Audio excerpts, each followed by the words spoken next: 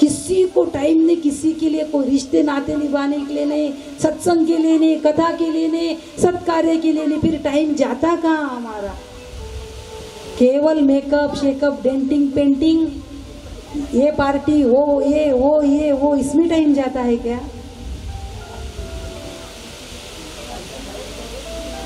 आपका जीवन है, आपको जैसा उचित लगे जियो, हम विरोध नहीं करते, लेकिन लेकिन लेकिन आगे का समझ जाओ बस। मोहिनी ने कहा कि मैं जैसा बांटूंगी वैसा स्वीकार करोगे तो बांटते, और दैत्यों ने कहा मोहिनी तू जैसा कहेगी जैसा कहेगी। मोहिनी ने कहा असुरों से कि देखो असुरों, देवताओं ने भी तो प्रयत्न किया ना, अब देवताओं ने भी प्रयत्न किया, तुमने भी प्रयत्न किया, तो फिर संघर्ष तो दोनों का है, फिर देवताओं भी तो कुछ मिलना चाहिए ना अमृत। दैत्य बोले तू जैसा बोलेगी, तू जैसा बोलेंगे, तो फिर ऐसा करो, देवता एक पंक्ति में बैठो और असुर एक पंक्ति में बैठे, और मैं, मोहिनी ने कहा ऊपर का ये अमृत है ना, ये पतला पतला है, नीचे का गाढ़ा गाढ़ा है, ये पतला पतला मैं देवताओं को पिला देती, गाढ़ा गाढ़ा मैं आप लोगों को पिलाऊंगी, तू जैसा बोलेगी मोहिनी। देवता एक पंक्ति में, दैत्य एक पंक्ति में, और मोहिनी यानी श्रीमन नारायण देवताओं को एक एक देवताओं को पिलाते पिलाते पिलाते, बस अब चंद्रमा और सूर्य बचे थे, उन दोनों के बीच में राहु आके बैठ गया, क्योंकि राहु को पता चल गया था कि कुछ तो भी गड़बड़ी हो रही है हमारे साथ में, कुछ तो गड़बड़ हो रहा है, इसलिए चंद्रमा सूर्य का बीच में राहु आके बैठ गया। और भगवान देवताओं को अमृत बांटते बांटते बांटते आ ही रहे थे, तो भगवान ने राहु को भी, क्योंकि वो देव रूप में बैठा था, असुर नहीं देव रूप में, राहु को भी दे दिया। सूर्य ने कहा भगवान वो देव नहीं है, असुर है, बस आखिरी का ही नंबर बचा था, इसीलिए भगवान ने अपना मोहिनी रूप त्याग किया, श्रीमन नारायण बने, सुदर्शन चक्र लिया और अपने चक्र को आदेश दिया जाओ शीश काटो, तो सुदर्शन चक्र ने राहु का शीश काट दिया, लेकिन राहु ने अमृत प्राशन कर लिया था, इसीलिए उसकी मृत्यु नहीं हुई, शीश का राहु बना, धड़ का केतु बना, और राहु केतु ये दोनों ग्रह आज भी ग्रह में स्थापित हो गए। और चंद्रमा सूर्य ने ही बताया था ना कि ये राहु है, उसी के कारण उसका शीश कटाना, इसीलिए वही वैर का बदला तब का आज भी राहु केतु लेते हैं, वो चंद्र ग्रहण सूर्य ग्रहण जो लगता है ना, आज भी राहु केतु, इसीलिए वो चंद्र ग्रहण सूर्य ग्रहण लगते हैं आज भी।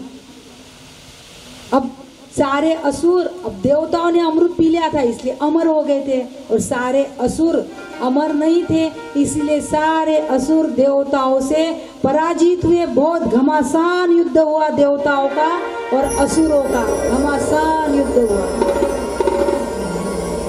क्षीराब्दी के किनारे, समुद्र के किनारे, और देवताओं का और असुरों का जो संग्राम हुआ वही देवासुर संग्राम से जाना गया, देवासुर संग्राम। अब देवता अमृत पी चुके थे इसलिए अमर हुए, और सारे असुर पराजित होकर अपने गुरु शुक्राचार्य जी के पास गए, और जैसे ही शुक्राचार्य जी के पास गए और सारी घटना सुनाई, तो शुक्राचार्य जी ने अपनी संजीवनी विद्या से बलि राजा को जीवित कर दिया। शुक्राचार्य जी के पास में संजीवनी विद्या थी जो मरे हुए व्यक्ति को जिंदा करती थी, मृत संजीवनी विद्या।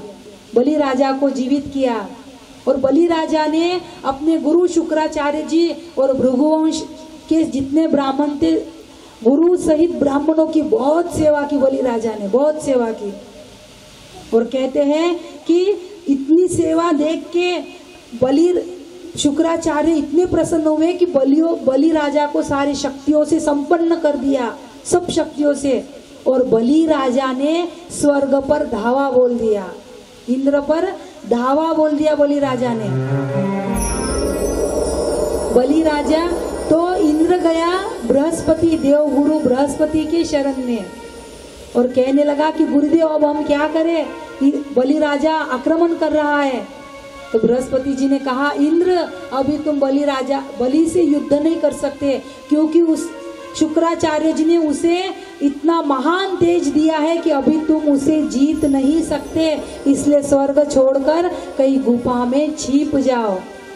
और गुरु आज्ञा से सारे देवता और इंद्र स्वर्ग को छोड़ दिया और किसी गुफा में जाके छिप गए। और तीनों लोकों पे बलि राजा शासन करने लगा, स्वर्ग पे, पृथ्वी पे, पाताल पे, तीनों लोकों पे बलि का शासन हुआ। लेकिन सारे देवता जब गुफा में छिप गए थे ना, तो देवताओं की जो माता है अदिति, उन्हें माता को बड़ी तकलीफ हुई कि मेरे पुत्र ऐसे दर दर भटक रहे।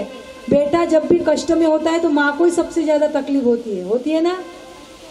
माँ को सबसे ज्यादा कष्ट माँ को होता है अगर बेटा तकलीफ में रहा तो।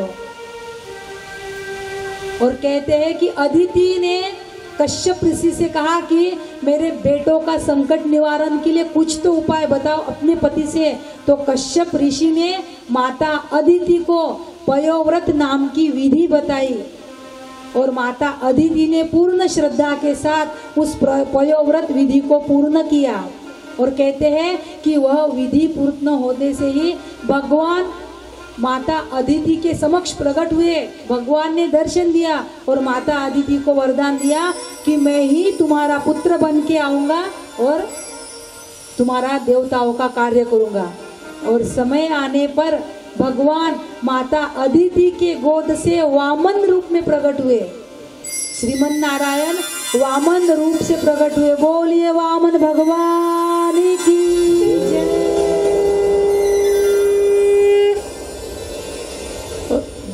वामन भगवान भिक्षा पात्र, दंड, छत्र, ये सब लेके, कमंडलू सब लेके वामन भगवान प्रकट हुए। और जैसे ही वामन भगवान आए तो वामन भगवान को पता चला कि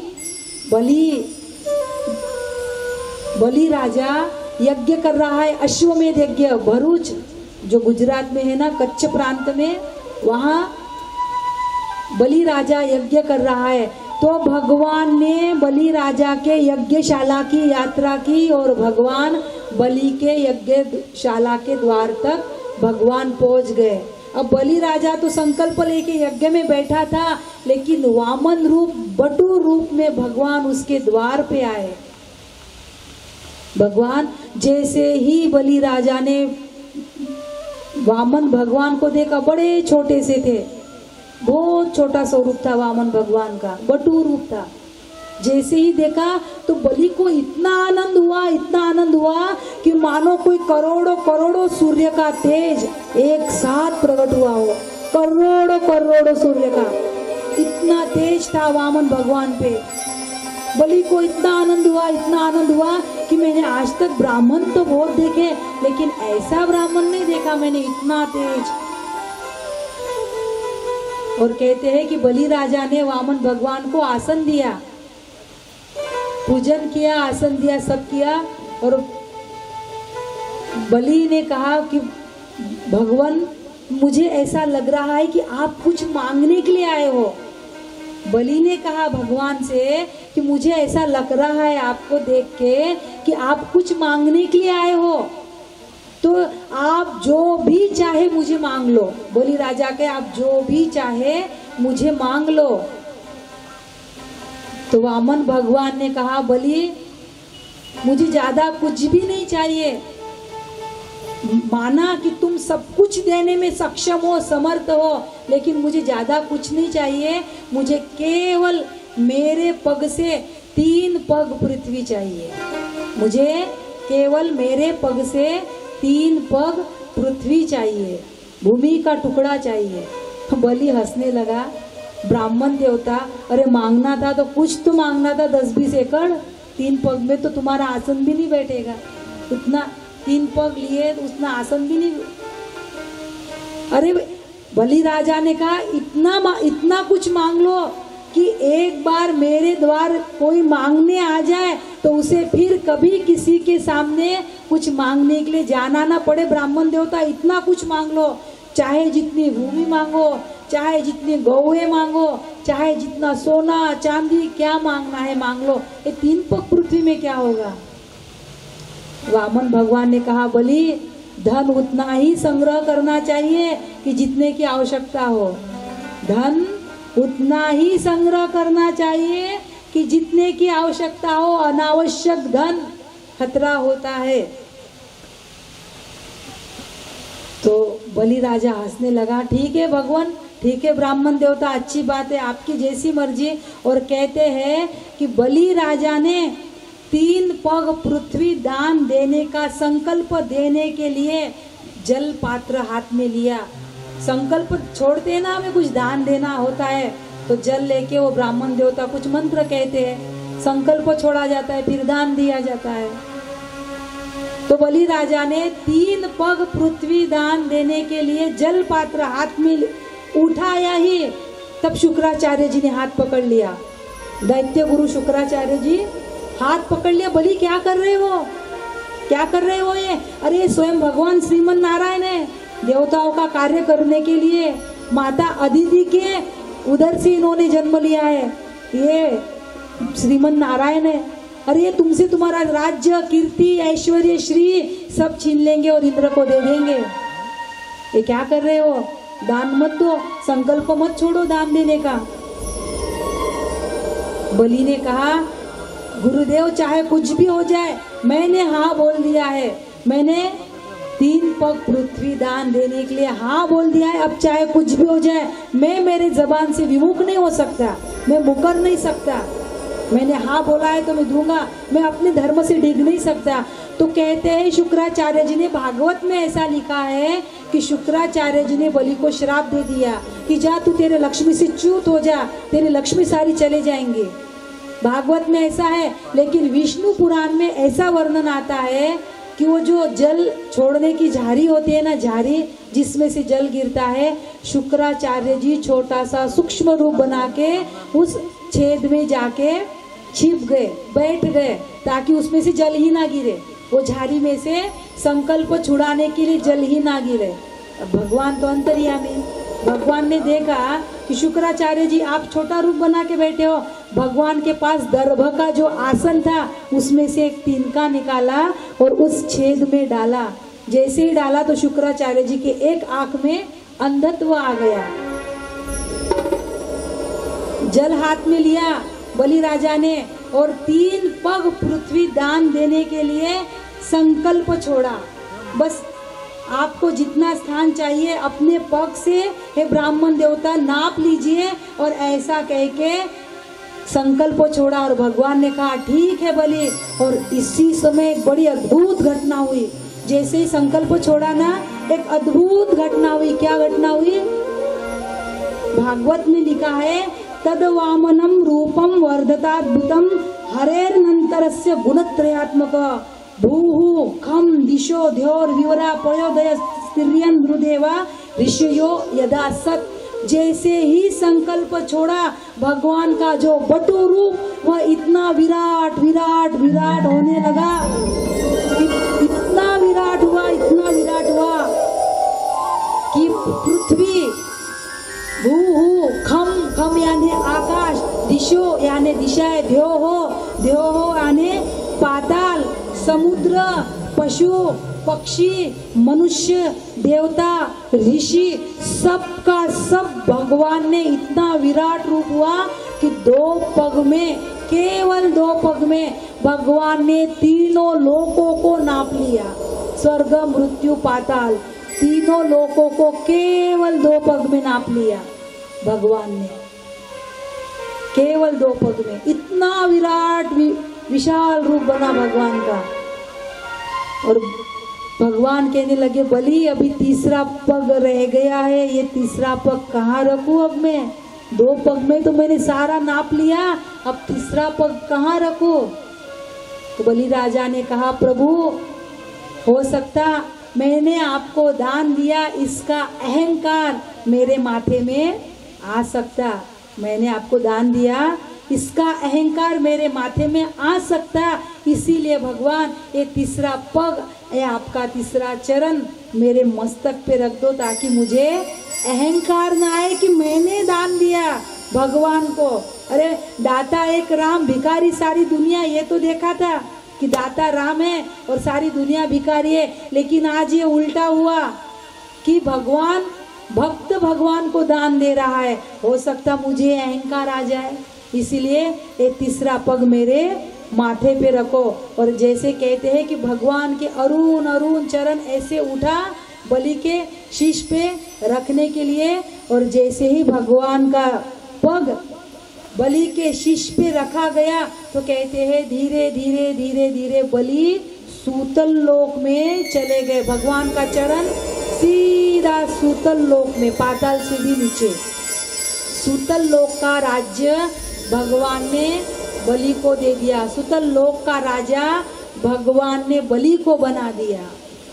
और ये तीनों लोकों का राज्य जो था, स्वर्ग पृथ्वी पाताल, ये तीनों लोकों का राज्य फिर से इंद्र को भगवान ने दे दिया और सूतल लोक का राजा बलि बन गए। और कहते हैं कि ये सब घटना होने के बाद एक बार नारद जी वैकुंठ में गए। ये सब होने के बाद नारद जी वैकुंठ में गए और माता लक्ष्मी जी से कहने लगे कि माता भगवान कहीं दिखाई नहीं दे रहे, भगवान कहाँ पे है। माता लक्ष्मी ने कहा नारद भगवान का कार्य करने के लिए जब से गए हैं ना तब से आए नहीं है, मुझे भी पता नहीं कहाँ गए। अच्छा माता आपको पता नहीं कहाँ गए? लक्ष्मी माता ने बोला मुझे खबर नहीं है, तुम्हें कुछ खबर होंगी तो बताओ नारद। नारद जी ने कहा माता पता है भगवान को जॉब लग गई है, भगवान को गवर्नमेंट जॉब, प्राइवेट भी नहीं गवर्नमेंट जॉब लग गई, और डोनेशन भी नहीं देना, भगवान को जॉब लग गई। लक्ष्मी माता बोले नारद ऐसा विनोद मत करो ना, ऐसा कौतुक मत करो, सच में बोलो ना परमात्मा। अरे माँ मैं विनोद नहीं कर रहा, मैं सच में कह रहा भगवान को जॉब लग गई, नौकरी लग गई, सर्विस लग गई। और आपको पता है कहाँ लगी? सूतल लोक के राजा हुए बलि और द्वारपाल हुए मेरा परमात्मा श्रीमन नारायण। राजा तो बलि है और द्वारपाल भगवान है। और कहते हैं कि एक कल्प तक परमात्मा द्वारपाल बने रहे, एक कल्प तक। अब एक कल्प कब खत्म होता है पता है क्या आपको? एक कल्प, ये जो कलयुग है ना, इसकी आयु मर्यादा कितनी है? 4,32,000। एक कलयुग की अभी सिर्फ 5,175 वर्ष हुई है, 5,000 अभी इतना कलयुग बाकी है। 4,32,000 कलयुग की आयु मर्यादा, इसकी 2 गुना द्वापर की कितनी हो गए? 8,64,000। इसकी 3 गुना त्रेता युग की आयु मर्यादा कितनी हो गए? 12,96,000। इसकी 4 गुना सतयुग की आयु मर्यादा 17,28,000। 17,28,000 सतयुग, 12,96,000 त्रेता युग, 8,64,000 द्वापर युग, 4,32,000 कलयुग। अब ये 4 युग 1,000 बार करो, इन चारों की टोटल 43,20,000 होती है। अब इन चारों की टोटल 1,000 बार करो तब एक कल्प खत्म होता है। अब टोटल आपने घर पे कर लेना, 43,20,000 मल्टीप्लाई 1,000, इतने साल जब खत्म होते हैं तब एक कल्प खत्म होता है। इतने साल तक मेरे परमात्मा ने बलि राजा का द्वारपाल होना स्वीकार किया। सुतल लोक के राजा बने बलि और परमात्मा द्वारपाल। जैसे ही माता लक्ष्मी को पता चला कि द्वारपाल बने हैं भगवान, तो माता लक्ष्मी जी शीघ्र ही सुतल लोक में जाती है। श्रावण पूर्णिमा रक्षाबंधन का दिन, रक्षा का बंधन लेके, यानी राखी लेके, रक्षा का बंधन लेके माता लक्ष्मी सुतल लोक जाती है और बलि राजा को राखी बांध। इसीलिए हम रक्षाबंधन मनाते हैं कि माता लक्ष्मी ने बलि राजा को उस दिन राखी बांधी थी। वही रक्षाबंधन, राखी बंधन श्रावणी पूर्णिमा को हुआ। माता लक्ष्मी ने बलि राजा को राखी बांधी। एन बद्धो बलि राजा दानवेंद्रो महाबल तेन त्वामपि बदनामी रक्षे माचल। ब्राह्मण देवता जब बांधते तो यही बोलते हैं श्लोक, एन बद्धो बलि राजा दानवेंद्र, यही श्लोक बोलते हैं। तो माता ने लक्ष्मी ने राखी बांधी और कहने लगी कि भैया जब बहन भाई को राखी बांधते तो भाई कुछ न कुछ देता है बहन को। तो बोली राजा ने कहा हाँ बहना बोलो क्या चाहिए। माता लक्ष्मी ने हाथ जोड़ के कहा भैया वो जो द्वारपाल है ना उसकी छुट्टी कर दो, बस राखी में इतना ही दे दो मुझे। बलि राजा ने कहा बहना वो अच्छा प्रामाणिक आदमी है, वो इतनी प्रामाणिकता से नौकरी करता है। माँ ने कहा लक्ष्मी माता ने कि भैया वो आदमी नहीं है, वो श्रीमन नारायण है, साक्षात लक्ष्मीपति विष्णु है। और जैसे ही बलि राजा ने सुना बलि की आंखों से आंसू झरने लगे और परमात्मा के चरणों में गिर गए कि भगवान इसीलिए तो तेरा नाम जपने को मन करता है। अरे तुझ्या नामाचा महिमा तुझ न कळे मेघश्यामा। सुरेश दिनेश गणेश महेश ध्यान धरे पर पार न पावे, ताही अहिर की छोकरिया छचिया भर छाछ पे नाच नचावे। सुरेश दिनेश गणेश महेश ध्यान धरते पर परमात्मा का पार नहीं पाते, उससे गोपी अहिर की छोकरियाँ छचिया भर छाछ पे नाच नचाती है। कन्हैया नाचना रे, हम तुम्हें माखन देंगे, और कन्हैया नाचते हैं। इसीलिए भगवान का भजन अच्छा लगता है कि भगवान अपने भक्तों के लिए कुछ भी नहीं देखता, कुछ भी नहीं देखता। और कहते हैं बाद में भगवान श्रीमन नारायण और माता लक्ष्मी वैकुंठ में आते हैं और वैवस्वत मनु और मत्स्य अवतार की कथा, सत्यव्रत की कामना पूर्ण करने के लिए भगवान मत्स्य रूप से अवतार लेते हैं। या ये सारे प्रकरण देकर वैवस्वत मनवंतर की कथा देकर या अष्टम स्कंद विराम लेता है। अब हम श्री कृष्ण जन्म की ओर बढ़े, नवम स्कंद दशम स्कंद की ओर बढ़े। एक छोटा सा भजन गाते हैं मराठी, क्योंकि आज कृष्ण आ रहे हैं ना, कन्हैया प्रकट हो रहे हैं। तो एक कानड़ा राजा पंडरी यानी पंढरपुर विठल को याद कर लेते।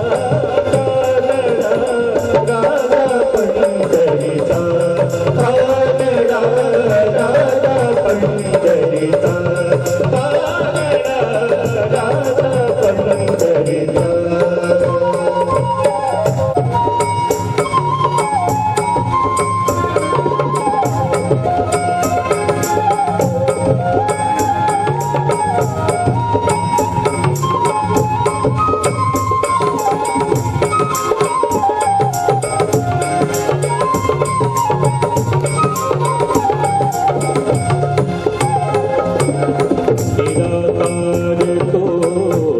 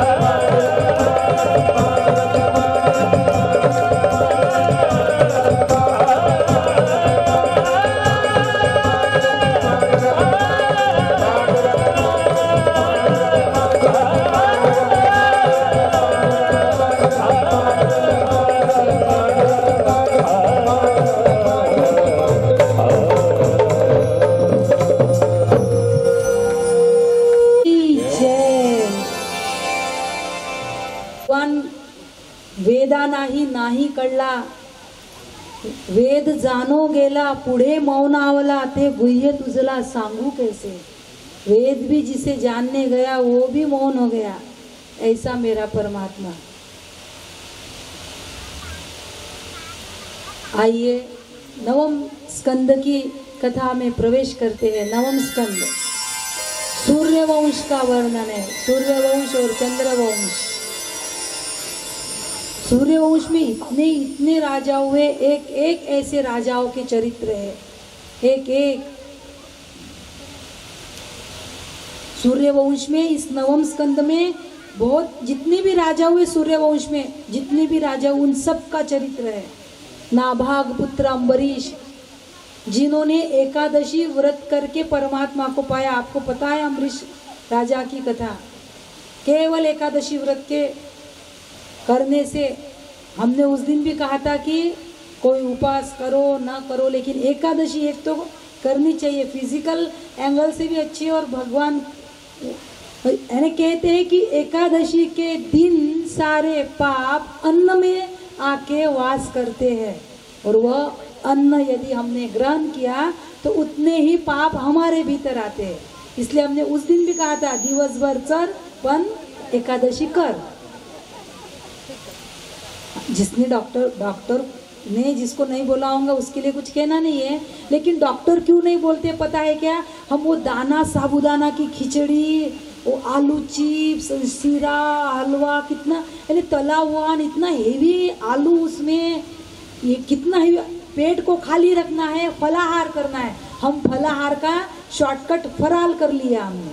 फलाहार यानी फल का आहार लो, ताकि हमारी आते भी जो है वो क्लीन क्लियर हो। उसको भी जरूरी है ना, रोज रोज रोज डालते हैं, उसको साफ सफाई होती है। जैसे बाहर की सफाई, भीतर की भी सफाई जरूरी है ना। फलाहार लो, हमने शॉर्टकट किया उसका फराल। अच्छा, फराल भी हल्का फुल्का नहीं, उसमें गरिष्ठ जो पचाने में इतना हेवी। उसल कितनी हेवी है, कितने जनों के मुंह से सुना है हमने, हम उसल खाए तो हमारी एसिडिटी बढ़ जाती है। बोले बढ़ती है ना एसिडिटी, फिर एसिडिटी बढ़ती फिर भी उसल खाना। इसीलिए एकादशी करो, फलाहार लो, दूध है, जूस है। आजकल तो कितना कितना बनता है, पहले तो भी इतनी सुविधाएं नहीं थी। आज तो ऑरेंज जूस, ये जूस, गन्ने का जूस 12 महीने मिलता, कितना नारियल का पानी, इसमें भी हम कर सकते हैं एकादशी। लेकिन इतना त्याग नहीं होता हमसे, हमने उस दिन भी कहा था इतना नहीं होता हमसे। लेकिन अम्बरीश राजा ने एकादशी के व्रत के माध्यम से ही उसके फलस्वरूप साक्षात परमात्मा की प्राप्ति की। इसी वंश में महाराजा, इतने राजा महाराजाओं के चरित्र और उज्जवल ऐसे चरित्र है, लेकिन हम हर एक चरित्र में प्रवेश नहीं कर सकते। हर एक कथा को इतना विश्लेषण से कुछ संक्षेप में लेना पड़ता है, कुछ व्यास में बताना पड़ता है, व्यास संक्षेप कुछ दोनों मिलके। बहुत इसी सूर्य वंश में महाराजा हरिश्चंद्र, उनके पुत्र रोहित, रोहित के सगर, महाराजा सगर के 60,000 पुत्र, महाराजा सगर के 60,000 पुत्र का उद्धार करने के लिए 3 पीढ़ियों की तपस्या। महाराजा सगर के जो 60,000 पुत्र थे, जो कपिल मुनि के श्राप से भस्म हो गए थे, 60,000, 3 पीढ़ियों की तपस्या। और अंततः भगीरथ राजा ने माँ गंगा का अवतरण इस धरती पे कराया। 3 पीढ़ियों की तपस्या लगी, तब कहीं जाके माँ गंगा मैया इस धरती पे आई। और कहते हैं भगीरथ राजा के तपस्या के फलस्वरूप माँ गंगा का अवतरण हुआ, इसीलिए उसका एक नाम भागीरथी भी हुआ। भागीरथी भी कहते हैं हम गंगा को, भागीरथी गंगा। और अंततः एक एक राजा गंगा का अवतरण, यहाँ ये कथा देके इसी वंश में महाराजा रघु के नाम से ही यह वंश रघुवंश नाम से जाना गया। महाराजा रघु के नाम से ही यह वंश रघुवंश हुआ। रघु के अज के दशरथ, रघु के पुत्र अज के दशरथ। और दशरथ जी को कोई पुत्र नहीं थे। पहले कहाँ पुत्र थे, आपने रामकथा सुनी होगी, कोई पुत्र संतति नहीं दशरथ जी को। 3 रानियां हैं, कौशल्या, कैकेयी, सुमित्रा, लेकिन संतति एक भी नहीं है। महाराजा दशरथ को दुख हुआ और वशिष्ठ जी के पास गए, कहने लगे गुरुदेव क्या मेरे बाद मेरे वंश में कोई तर्पण करने वाला भी नहीं बचेगा। तब गुरुदेव ने एक सुंदर यज्ञ अनुष्ठान किया। विभांडक ऋषि के पुत्र श्रृंगी ऋषि को बुलाया गया। श्रृंगी ऋषि के अध्यक्षता में एक पुत्र कामेष्टि यज्ञ हुआ। अग्नि आहुति डाली अग्नि देवता में, अग्नि में आहुति डाले बरबर अग्नि नारायण भगवान प्रकट हुए। बोलिए अग्नि नारायण भगवान की जय।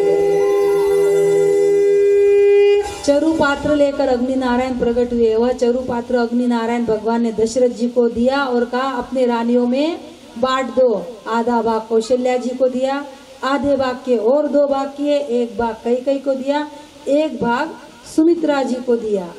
तीनों रानियां गर्भवती हुई और वो समय आया, पूरी अयोध्या में खुशी की लहर, पूरी अयोध्या में खुशी की लहर। परमात्मा का प्रागट्य होना है। 9वीं तिथि मधुमास पुनीता, शुक्ल पक्ष अभिजित हरिप्रीता, मध्य दिवस अति शीतन घामा, पावन काल लोक विश्रामा। भगवान परात्पर श्रीमन नारायण ठीक दिन के 12 बजे श्रीमन नारायण भगवान राम रूप में, राम अवतार में प्रकट हुए। बोलिए रामचंद्र भगवान की जय। व्यास जी ने जितने भी पुराण लिखे हैं ना, 18 पुराण में राम कथा आती है। भागवत में भी पूरी राम कथा है। हम पूरी नहीं, शॉर्टकट में बताएंगे, लेकिन हर पुराण में व्यास जी ने जो भी पुराण लिखे, महाभारत में भी रामायण है, महाभारत में भी राम कथा आती है। राम जी का प्रागटीकरण हुआ, राम जी की बाल लीला, राम जी की पौगंड लीला, राम जी की किशोर लीला, विश्वामित्र जी का आगमन होता है, राम और लक्ष्मण को ले गए, राम लक्ष्मण आगे आगे गए, जनकपुरी में पहुंचते पुष्प वाटिका का प्रसंग, माता जानकी से विवाह हुआ, माता जानकी को और चारों भाइयों का विवाह होके भगवान अयोध्या में आते हैं। यहाँ बालकांड विराम होता है। अयोध्या कांड के आरंभ में राम जी का राज्याभिषेक होना था, लेकिन कैकेयी मंथरा के कारण राम जी का राज्याभिषेक न होते हुए राम जी वन यात्रा की ओर निकल पड़े। निषाद राज का सुंदर प्रसंग, केवट की सुंदर साधना, केवट ने भगवान के चरण पखारे, चरण धोए, भगवान को गंगा पार उतारा। भगवान आगे वाल्मीकि जी सारे ऋषियों को मिलके भगवान चित्रकूट में वास करते हैं, और चित्रकूट में कहते हैं भरत जी आते हैं और भगवान भरत जी को अच्छे से समझाते हैं। दशरथ जी की अंत्येष्टि क्रिया होती है, भरत जी आते हैं, भगवान भरत जी को अपनी चरण पादुका देते हैं। भरत जी अयोध्या आते हैं, राजगादी पे चरण पादुका की स्थापना करते हैं। यहाँ पे अयोध्या कांड विराम होता है। अरण्य कांड के आरंभ में भगवान माता जानकी का श्रृंगार करते हैं। यही दृश्य देवराज इंद्र का पुत्र जयंत देखता है, भगवान की परीक्षा लेना चाहता है। आगे माता जानकी का अपहरण, रावण आया, जानकी जी को लेके गया। जटायु का उद्धार करते हैं परमात्मा। आगे बढ़ते बढ़ते शबरी जी को नवदा भक्ति श्रवण कराते हैं। नारद जी को संतों के गुण बताते हैं। यहाँ अरण्य कांड विराम होता है। किष्किंधा कांड के आरंभ में हनुमान जी का और राम जी का सुंदर ऐसा मिलन होता है। सुग्रीव से मित्रता होती है, बाली का वध होता है, बाली का उद्धार होता है। सारे वानर और हनुमान जी नल नील दक्षिण दिशा की ओर समुद्र के किनारे आते हैं और ढूंढते कि हाँ आके हम माता सीता को कहाँ ढूंढे। यहाँ किष्किंधा कांड विराम होता है। सुंदर कांड के आरंभ में हनुमान जी 100 योजन का समुद्र लांग कर जाते हैं लंका में।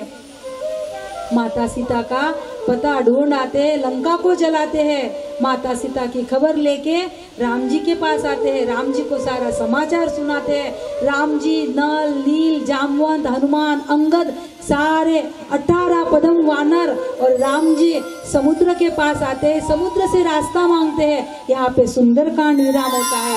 लंका कांड के आरंभ में भगवान रामेश्वरम की स्थापना करते हैं और भगवान लंका में उस सेतु बंद होता है, सेतु बांधते हैं। सेतु पे से चढ़कर भगवान और सारी वानर सेना लंका में पहुंचती है। अंगद रावण के पास जाता है, लेकिन रावण मानने के लिए तैयार नहीं। अंततः राम और रावण का घनघोर न भूतो न भविष्यति ऐसा युद्ध होता है। भगवान रावण का, कुंभकर्ण का, मेघनाथ का वध करते हैं, उनका उद्धार करते हैं और माता सीता को लेके अयोध्या की ओर पुष्पक विमान में बैठ के प्रस्थान करते हैं। यहाँ लंका कांड विराम होता है और उत्तर कांड के आरंभ में भगवान का राज्याभिषेक होता है। भगवान माता सीता, महारानी सीता राजगद्दी पे बैठते हैं और राम राज्य का वर्णन हुआ। राम राज्य में क्या क्या हुआ, क्या क्या नहीं हुआ, राम राज्य का वर्णन होता है। कथा आगे बढ़ती है और गरुड़ जी के सप्त प्रश्न, गरुड़ जी को मोह होता है, गरुड़ जी के सप्त प्रश्न होते हैं, कलयुग का वर्णन होता है, सब वर्णन होता है और अंततः तुलसी जी बाबा यहाँ उत्तरकांड को भी विराम देते हैं। ऐसी राम कथा श्री व्यास जी ने संक्षेप में लिखी, सुखदेव जी ने सुनाई। किसी ने पूछा इतना संक्षेप में सुनाना ही था तो राम कथा काहे के लिए सुनाई, इतना संक्षेप में बताना था तो काहे के लिए सुनाया। तो कहते हैं जब तक राम जी की मर्यादा का चश्मा हमारे आंखों पर नहीं लगेगा तब तक कृष्ण की प्रीति, कृष्ण का प्रेम हमें समझ में नहीं आएगा। जरूरी है राम की मर्यादा का चश्मा, राम की मर्यादा की दूरबीन हमारे आंखों पे लग जाए तो ही प्रेम में, सच्चे प्रेम में प्रवेश हो सकता है। सच्चे प्रीति में, टाइम पास वाले प्रेम में नहीं, सच्चा प्रेम बोल रहे हैं। तो ही कृष्ण जैसा प्रेम, उस प्रेम में हमारा प्रवेश हो सकता है। राम नीति है, राम मर्यादा पुरुषोत्तम है, कृष्ण लीला पुरुषोत्तम है। इसलिए राम कथा संक्षेप में कहो या कुछ भी, लेकिन राम कथा हर पुराण में आती है। और राम जी के 2 पुत्र होते हैं, लवकुश, कुश से ये सूर्यवंश आगे बढ़ता है और अंतिम राजा सुमित्र होता है और यहाँ पे सूर्यवंश आके रुक जाता है।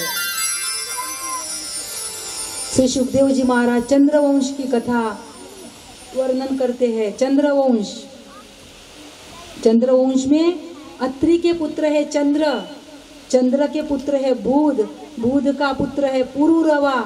इसी चंद्रवंश में गाधी, गाधी के पुत्र आवेश अवतारी परशुराम। इसी वो चंद्रवंश में ययाति, ययाति को शर्मिष्ठा से 3 पुत्र होते हैं, यदु, पुरु, तुर्वसु। पुरु से कुरुवंश आगे बढ़ता है, यदु से यदुवंश आगे बढ़ता है। इसी वंश में राजा बाहुक, बाहुक की 2 संतान देवक और उग्रसेन, देवक से देवकी, उग्रसेन से कंस। कंस और देवकी ये चचेरे भाई बहन है कंस। और कंस देवकी को बहुत प्रेम करता था, बहुत भाई बहन का प्रेम था कंस और देवकी में। कंस ने अपने बहन का ब्याह वसुदेव जी से तय किया, पक्का किया। बड़े धूमधाम से शादी की कंस ने, बहुत धूमधाम से शादी की। और कहते हैं कि कंस आज अपने अश्रुपूरित नैनों से देवकी को विदाई देने लगा। बड़ा भावुक हुआ, कंस जैसा क्रूर भी बड़ा भावुक हुआ। विदाई दी और रथ में बैठाया, और रथ का सारथ्य स्वयं कंस ने किया। रथ का सारथ्य, रथ की डोरी को आज कंस ने संभाला। देवकी और वसुदेव जी को रथ में बैठाया और रथ का सारथ्य स्वयं करते करते रथ जैसे ही मथुरा की अवधि, मथुरा की सीमा पार की, उसी समय आकाश से आकाशवाणी हुई, मूर्ख कंस, तो जिस बहना को ले जा रहा है बैठा के रथ में, जिस बहन को रथ में बैठा के उसके ससुराल उसको विदाई दे रहा है, उसी देवकी का अष्टम गर्भ तेरा काल होगा, तेरा काल होगा, तेरा काल होगा। आकाशवाणी लुप्त हुई। कंस को बड़ा क्रोध आया। कंस रथ से नीचे उतरा, देवकी के केशों को पकड़ा और रथ से नीचे खींचा माता देवकी को। कंस ने सोचा देवकी ही नहीं बचेंगी तो अष्टम गर्भ कहाँ से आएगा, न रहेगा बाज न बजेगी बांसुरी। इसलिए म्यान से तलवार निकाली और देवकी को मारे ही। उतने में ही वसुदेव जी ने हाथ पकड़ लिया। कंस क्या कर रहे हो? अरे तुम वीर पुरुष हो, वीर पुरुष बालक, स्त्री और वृद्ध पे कभी हाथ नहीं उठाते। तुम एक स्त्री पे हाथ उठा रहे हो, क्या कहेंगे लोग? तुम्हारे बल को धिक्कार देंगे। मैं सत्यवादी वसुदेव तुम्हें वचन देता हूँ, देवकी के जितना भी पुत्र होंगे मैं सब तुम्हें लाके दूंगा, तुम्हारे पास लाके दूंगा। और वसुदेव जी कितने सत्यवादी होंगे कि राक्षस भी उनके वचन पे विश्वास करते थे। कैसे होंगे हमारे पूर्वज पहले के लोग। आज इंसान भी इंसान की बातों पे विश्वास नहीं कर सकता। एक राक्षस कंस वसुदेव जी पे विश्वास करता है।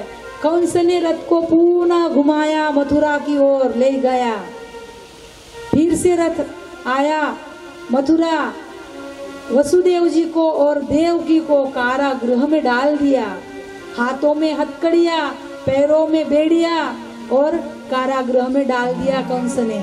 और पहरेदार सज्ज कर दिए, इनका ध्यान रखो, इन पे पहरा रखो। और कहते हैं कुछ काल बीता, कुछ समय बीता, माता देवकी ने एक सुंदर पुत्र को जन्म दिया। कंस को समाचार मिला कि देवकी ने एक पुत्र को जन्म दिया है। कंस को समाचार मिला। कंस को जैसे ही समाचार मिला, कंस दाड़ दाड़ दाड़ दाड़ करता हुआ कारागृह की ओर आने लगा। दरवाजे खुलने लगे, सारे अपने आप खुलने लगे और माता देवकी अपने बालक का लाड़ ही लड़ा रही थी, उससे प्यार ही कर रही थी। कंस आया, देवकी के हाथ से बालक को खींचा और जैसे ही बालक को देखा तो कंस के मन में प्रेम जागा। मुझे पहले से तो कोई धोखा नहीं है, कोई भय नहीं है। मुझे तो 8वें से धोखा है, 8वें से भय है।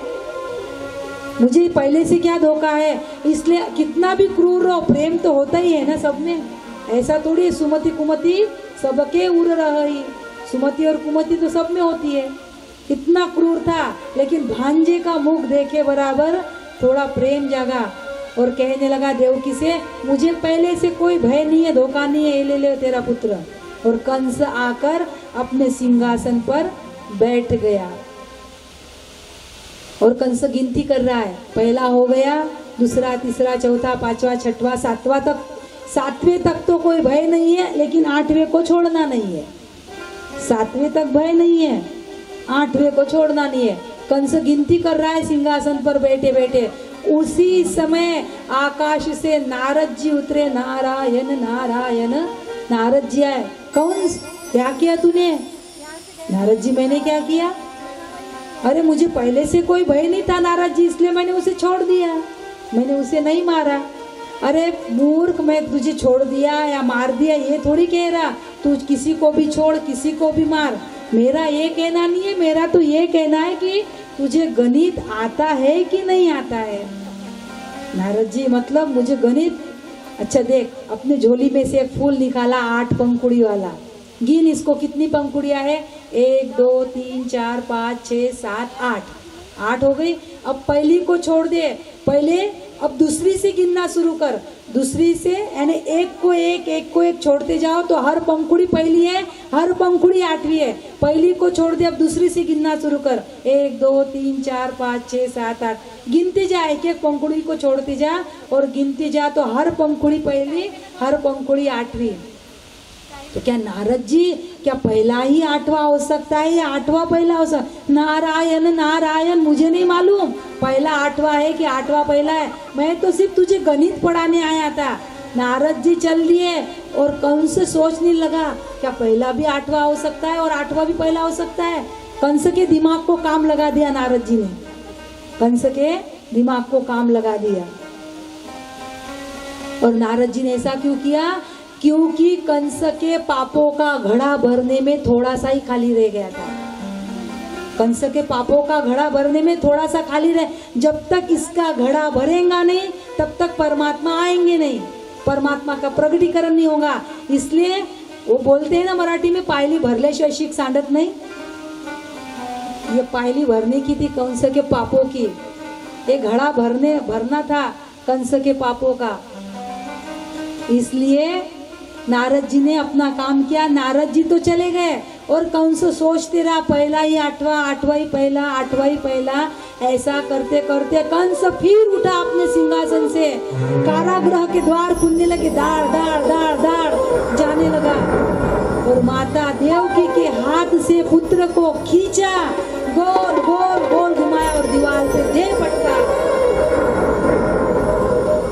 खून की धाराएं बहने लगी, खून की धाराएं। ऐसे एक एक करते कंस ने पूरे देवकी के 6 पुत्रों का वध कर दिया, हत्या कर दी। पहला, दूसरा, तीसरा, चौथा, 5वां, 6ठा, 6 पुत्रों की कंस ने हत्या कर दी। अब 7वें का नंबर था, 7वें का नंबर था तो बलराम भैया बोले ऊपर कृष्ण को, कन्हैया क्या अब मुझे जाना पड़ता क्या? ये तो उठा था, गोल गोल घुमाता, सीधा पटक के मार ही देता। कन्हैया ने कहा, भैया आपने ही कहा था कि रामा अवतार में मैं छोटा लक्ष्मण हुआ था तो मुझे बहुत कष्ट उठाने पड़े, अब अगले अवतार में मैं बड़ा भाई बन के आऊंगा, मैं छोटा भाई बन के नहीं आऊंगा। ये तुमने ही कहा था, इसलिए अब चलो तुम्हारा नंबर है। लेकिन कन्हैया देखना, ये गोल गोल घुमाता मार ही देता, थोड़ी रक्षा करना। अरे भैया आप जाओ तो सही, आप जाओ। और कहते हैं कि अब बलराम भैया का नंबर, भगवान ने योग माया का स्मरण किया और कहा कि जाओ माता देवकी का सप्तम गर्भ निकालो और वसुदेव की द्वितीय जो पत्नी है रोहिणी, उसके गर्भ में वो स्थिर कर दो। योग माया आती है, माता देवकी का वो गर्भ संकर्षण खींचती है और रोहिणी जो वसुदेव जी की द्वितीय पत्नी है रोहिणी के गर्भ में वह गर्भ स्थिर करती है। और इधर समाचार फैल गया, गर्भपात हुआ। कंस का अत्याचार बढ़ने लगा, कंस का अहंकार बढ़ने लगा। आखिर हमारा ही पुरुषार्थ काम आया। अरे मेरे भय से गर्भपात हो गया, मेरे भय से गर्भपात हो गया। कंस का अत्याचार, आतंक बढ़ने लगा। सारे देवी देवता ऋषि मुनि त्राही त्राही, सारी पृथ्वी कंपित होने लगी। प्रभु रक्षा करिए, कंस का अत्याचार बढ़ गया है, प्रभु इससे रक्षा करिए। कंस किसी को नारायण का भजन नहीं करने देता था, सब मेरा भजन करो, ओम कंसाय नमः, ओम कंसाय नमः, सब मेरे नाम का जप करो। आहुति भी देना है तो मेरे नाम की दो, ओम कंसाय स्वाहा। कंस ने सब भजन सब बंद करवा दिया। चारों ओर कंस का हाहाकार, अत्याचार फैल गया।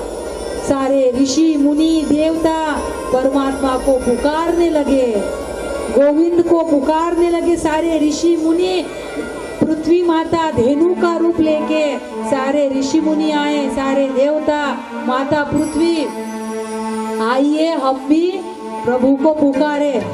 यहाँ पे हमें भगवान का प्रगटीकरण करना है ना, तो बड़े प्रेम से ताली बजाते हुए, अब कोई भी आलस न करेगा, क्योंकि थोड़ी देर में परमात्मा का प्रगटीकरण करना है, इसलिए प्रेम से भाव से गोविंद को पुकारना है। गोविंद के गुण गाइए, गोपाल के गुण गाइए, गोपाल के गुण गाइए। आइए प्रभु आइए, आइए प्रभु आइए। गोविंद के गुण गाइए, गोपाल के गुण गाइए, गोविंद के गुण गाइए, गोपाल के गुण गाइए। आइए प्रभु आइए, आइए प्रभु आइए। आइए प्रभु आइए, आइए प्रभु आइए। गोविंद के गुण गाइए, गोपाल के गुण गाइए, गोविंद के गुण गाइए, गोपाल के गुण गाइए। गोविंद के गुण गाइए, आइए प्रभु आइए। आइए प्रभु आइए, आइए प्रभु आइए। आइए प्रभु आइए। आइए प्रभु आप गाइए, हम चुप बैठते हैं, हम गा ही रहे कब से, अब थोड़ा आप गाओ, बुलाओ भगवान को, हम आपकी आवाज सुनना चाहते हैं, गाइए। गोपाल के गुण गाइए। आइए प्रभु आइए, आइए प्रभु आइए, गोविंद के गुण गाइए, गोपाल के गुण गाइए। आइए प्रभु आइए। आइए प्रभु आइए।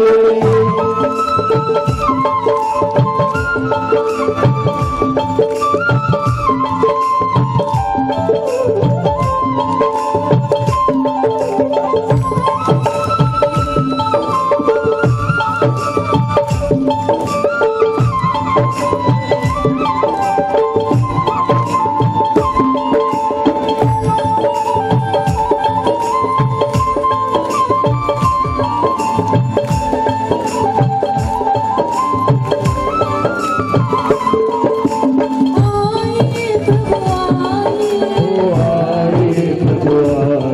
आइए प्रभु आइए। आइए प्रभु आइए। आइए प्रभु पुकारिए परमात्मा को। आइए।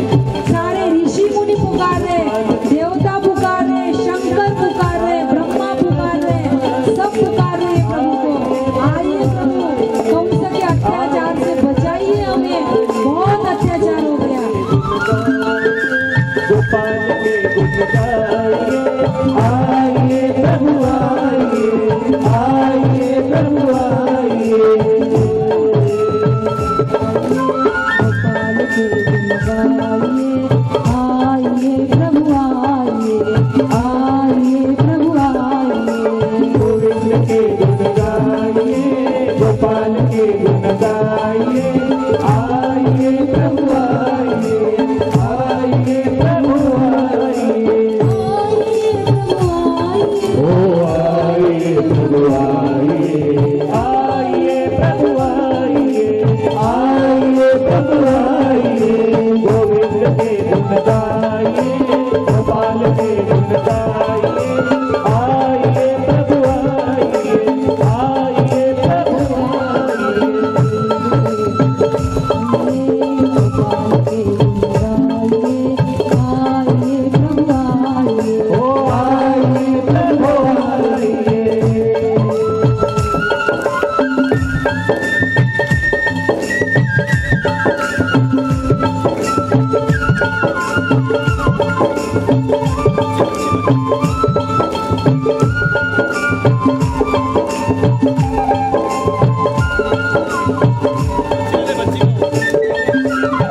आइए प्रभु आइए, आइए प्रभु आइए, आइए प्रभु आइए, आइए प्रभु आइए, आइए प्रभु आइए, आइए प्रभु आइए, आइए प्रभु आइए प्रभु आइए, आइए प्रभु आइए, आइए प्रभु आइए, आइए प्रभु आइए, आइए प्रभु आइए, आइए प्रभु आइए, आइए प्रभु आइए,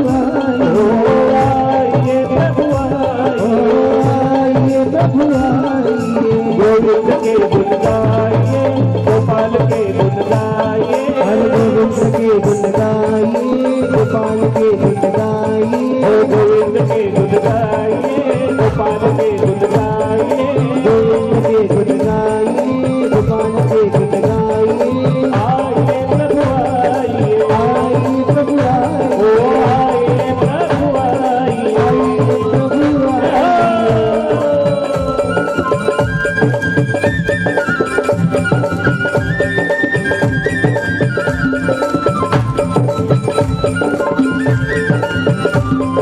आइए प्रभु आइए।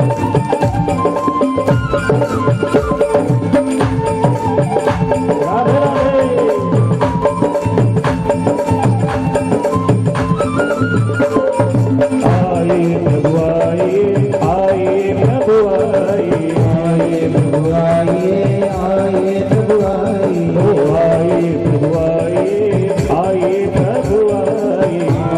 प्रभु आइए, आइए प्रभु आइए, ओ आइए प्रभु आइए, आइए प्रभु आइए, ओ आइए प्रभु आइए, आइए प्रभु आइए, आइए प्रभु आइए, आइए प्रभु आइए, आइए प्रभु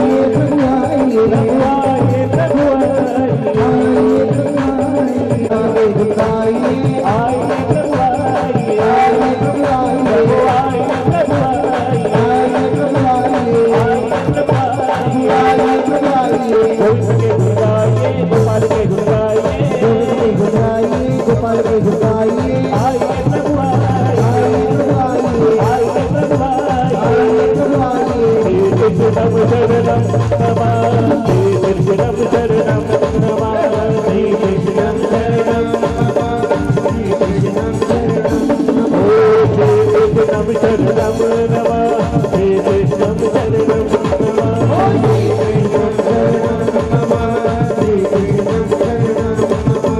गोपाला गोपाला देवकी नंदन गोपाला, गोपाला गोपाला देवकी नंदन गोपाला, गोपाला गोपाला वसुदेव नंदन गोपाला, गोपाला गोपाला वसुदेव नंदन गोपाला। श्री कृष्णम शरणम नमः, श्री कृष्णम शरणम नमः, श्री कृष्णम शरणम नमः, श्री कृष्णम शरणम नमः। आइए आइए आइए प्रभु आइए, आइए आइए आइए प्रभु आइए, आइए आइए आइए प्रभु आइए, आइए आइए आइए प्रभु आइए। गोपाल गोपाल गोपाल गोपाल देवकी नंदन गोपाल, गोपाल गोपाल गोपाल गोपाल देवकी नंदन गोपाल, गोपाला गोपाला देवकी नंदन गोपाल, गोपाला गोपाला देवकी नंदन गोपाल। ओ आइए प्रभु आइए, अरे आइए प्रभु आइए, आइए प्रभु आइए, आइए प्रभु आइए, ओ आइए प्रभु आइए, आइए प्रभु आइए, आइए प्रभु